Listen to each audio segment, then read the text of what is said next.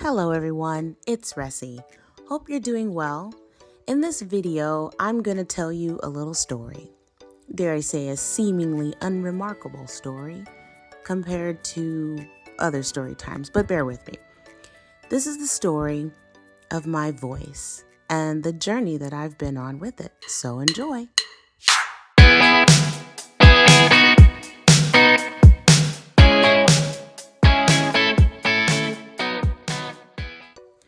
Well, let's just jump right into it. First, let me tell you why I'm even telling this story.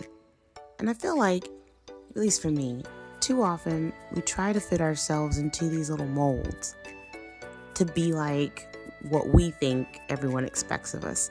And at least for me, because I can only speak for myself, we don't always fit into those things. I definitely don't fit into a mold. And I've tried. People have told me to, and I just don't. So this is the story of that. This is the story of accepting what my voice is, good or bad, but accepting what it is. And not that I can't grow and improve, but accepting where it is and just loving it and being okay with it. So when does it all begin? Well, I've been singing pretty much most of my life, but I remember at the age of 6 joining the church choir for the first time. Just saw them up there, and I'm pretty sure it had to do with the skirts they were wearing. I think that was it, but either way, that's when I first started singing for real, singing in front of people. From then, I've been in various other choirs growing up, concert choirs, well, elementary choirs first, but concert choirs, jazz choirs, show choirs, solo and ensemble competitions, various other competitions. And that's just been me the whole time growing up. I've even put together at least 2 girl groups, I think, in high school, because I used to write songs all the time, and we had a song on the radio. So, I was always involved in music.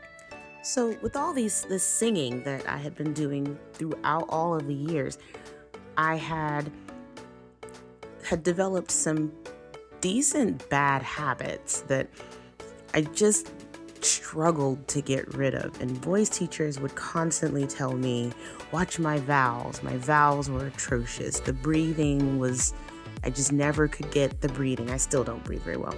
Straining, crunching my voice.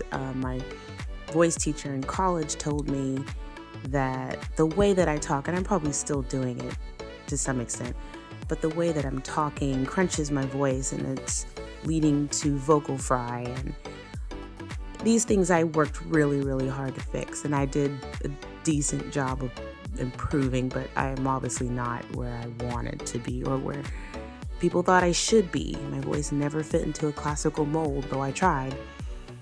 It just never really got there. But I think a lot of this was coming from how I was singing at church, because it was a very different style of the way that I was singing at church. Granted, I think the people around me were singing in a lot healthier way. I was straining. They were probably singing right. So ultimately, that led to my voice teacher telling me, I think you have nodes. And I was like, I don't even know what that is. And she explained it to me, and I went to the doctor and got examined, and sure enough, had nodes. And so the 2 choices at that time was vocal rest or surgery. Well, surgery wasn't an option, so it had to be vocal rest, but that severely screwed with the semester because I was walking around unable to speak. And maybe I was just, I don't know, but walking around with a marker board to the extreme, going to Pizza Hut trying to order, and they're thinking I'm deaf. That's a fun story, I suppose. But all of that led to, it was a prolonged time that I was on vocal rest maybe, and what happened is I think my voice atrophied. It got to the point where it was so weak, I couldn't talk. I could strain to talk, I could make some noises, but it didn't feel comfortable. It didn't feel strong enough. It felt very, very, very weak, and it just felt much more comfortable just to be silent than to try to produce sound out of my mouth. So what eventually ended up happening was I got the name of a vocal therapist that was in the area and saw her for a period of time, and she really helped me build my voice up again. And that seems crazy to think about because I think about like physical therapy where you're building strength to like walk again or, get back to your normal performance. And I guess it's the same thing because, your vocals are muscular. So, but she helped build up that voice to get me back to a point where talking didn't feel quite so difficult, so draining. And so anyway, I learned to sing in a more healthy way. I learned some new techniques that I'm not perfect.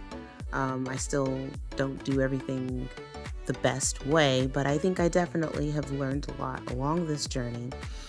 And I've grown to accept what my voice is. And, it's been called smoky, raspy, strong, soothing, I'm sure other things, but I've just appreciated it for what it is. I don't want to say I like the sound of my voice and be that person, but I've grown to love what my voice is growing into and what it's becoming because it's a part of me.